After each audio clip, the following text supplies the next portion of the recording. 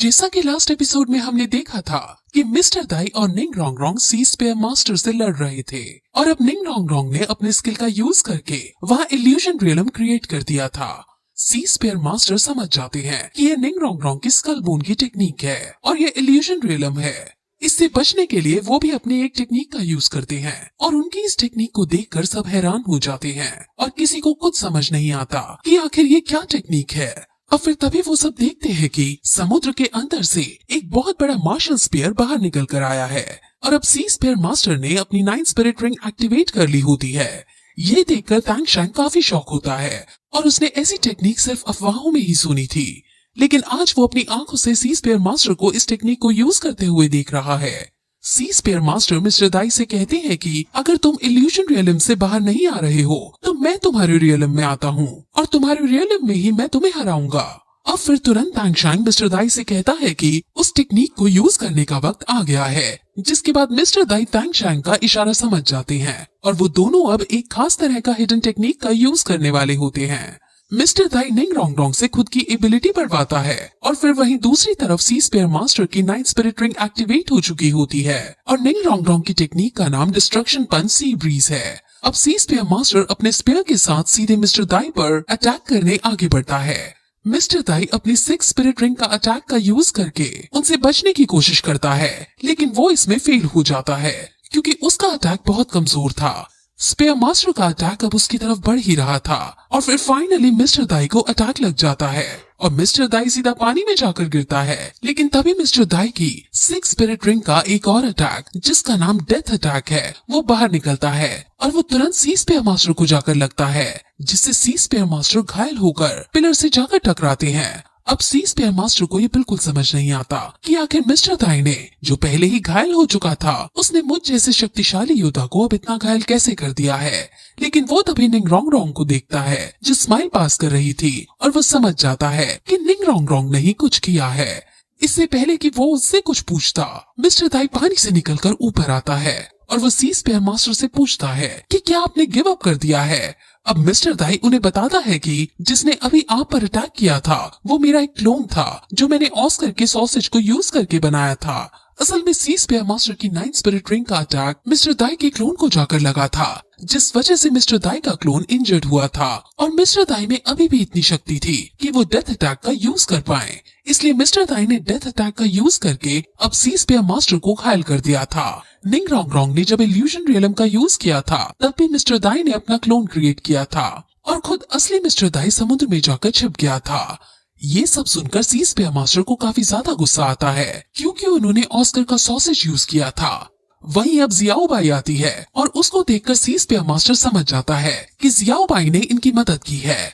वो Xiao by को डांटते हुए कहता है कि तुम इनके चैलेंज में इनकी सहायता नहीं कर सकती हो, ये नियम के खिलाफ है। वो काफी गुस्से में थे और वो गुस्से में अपनी स्पीयर को पिलर में देकर मारते हैं। जियाओ बाई बात की गंभीरता को समझ जाती है और वो उनसे बात करने के लिए उनके पास जाने लगती है, लेकिन तांग शैंग जियाओ बाई को रोक लेता है।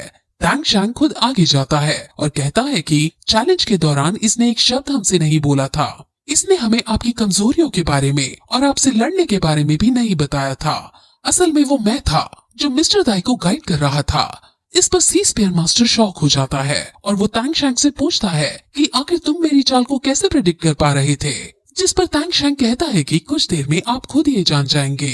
अब फिर वो और भी सवाल पूछता है, जिस पर निंग रोंग रोंग और मिस्टर दाई उसके सवालों का उत्तर बहुत अच्छे से देते हैं और इससे सी स्पेयर मास्टर इम्प्रेस हो जाता है। और फिर थोड़ी देर बाद ऊपर से ये आवाज आती है कि मिस्टर दाई और निंग रोंग रोंग ने भी अपना ये चैलेंज पूरा कर लिया है। निंग रोंग रोंग को अपनी सोल पार में एक रैंक बढ़ी हुई मिलती है और वहीं दूसरी तरफ मिस्टर दाई की सोल पार 80 पर पहुंच जाती है, जिसकी लेवल 80 या 80 से ज्यादा हो जाती है। वो ग्रेट सोल लैंड मास्टर हो जाता है, यानी अब मिस्टर दाई फाइनली एक ग्रेट सोल लैंड मास्टर बन चुका था।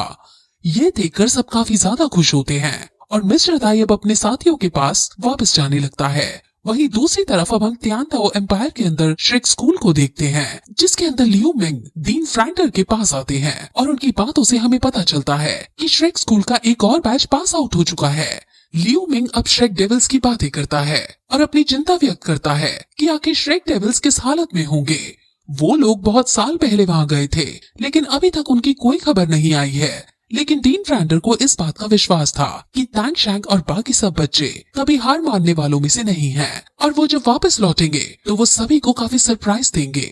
वहीं दूसरी तरफ अब टैंग शैंग और ज़ीवू सी स्पेयर मास्टर से लड़ने आगे बढ़ते हैं और सी स्पेयर मास्टर उन दोनों का सामना करने आगे आता है। वो पहले सी गॉड की लाइट का यूज करके खुद को हील करता है और फिर टैंग शैंग से लड़ने जाता है।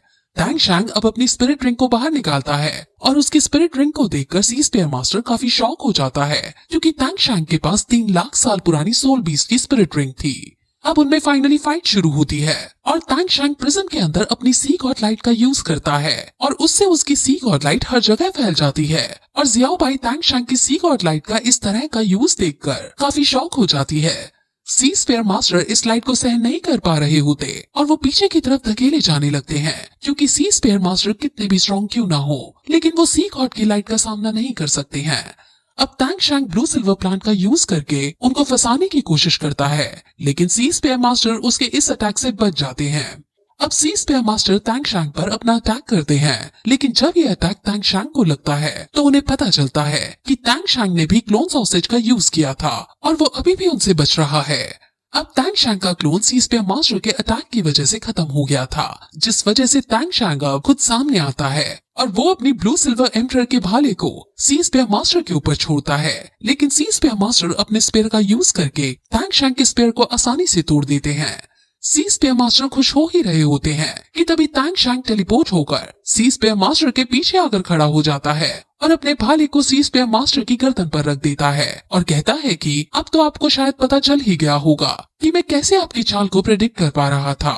असल में टैंग शैंग के पास एक ऐसी स्कल होती है जो सामने वाले ओपोनेंट की चाल को प्रेडिक्ट कर सकती है और इसी के बेसिस पर टैंग शैंग ये सब चालें चल पा रहा था। अब टैंग शैंग ये चैलेंज जीत चुका था जिस वजह से उसके लिए भी आकाशवाणी की जाती है और सबको पता चल जाता है कि टैंग शैंग ने भी अपना ये चैलेंज पूरा कर लिया है। अब सी स्पेयर मास्टर उन सभी को जाने की इजाजत देता है। वहीं दूसरी तरफ हम एंजेलिक हॉल के अंदर देखते हैं जहां कियान रेंजियो अभी तक अपनी 6th चैलेंज को पूरा करने के लिए स्ट्रगल कर रही थी। कियान रेंजियो का 6th एक्जिमा कियान दोलो की पावर के आगे टिके रहना था लेकिन अभी तक कियान रेंजियो इसे पार नहीं कर पाई होती। अब कियान दोलो अपनी एनर्जी का यूज करके उस पर बहुत सारे स्वॉर्ड एक साथ फेंकता है। अब 5th एग्जाम पार होने के बाद कियान रेंजियो को एंजल गॉड की कुछ पावर मिल गई थी जिस वजह से कियान रेंजियो उन पावर का यूज करके एक शील्ड क्रिएट करती है और उस शील्ड की मदद से वो तलवारों से बचने लगती है लेकिन वो ऐसा ज्यादा लंबे समय तक नहीं कर सकती थी क्योंकि ये शील्ड उसकी खुद की सोल पावर को ड्रेन कर रही होती है। उसे अब डर लगने लगता है कि कहीं इस बार भी वो हार ना जाए लेकिन तभी उसे टैंग शैंग की बात याद आती है कि कैसे पिछली बार उसने अपने हैमर स्काई टेक्निक का यूज करके उसे हरा दिया था। वो बहुत गुस्से में आ जाती है और वो अपनी मार्शल सोल को बाहर निकालती है और फिर यही एपिसोड इस तरह खत्म हो जाता है।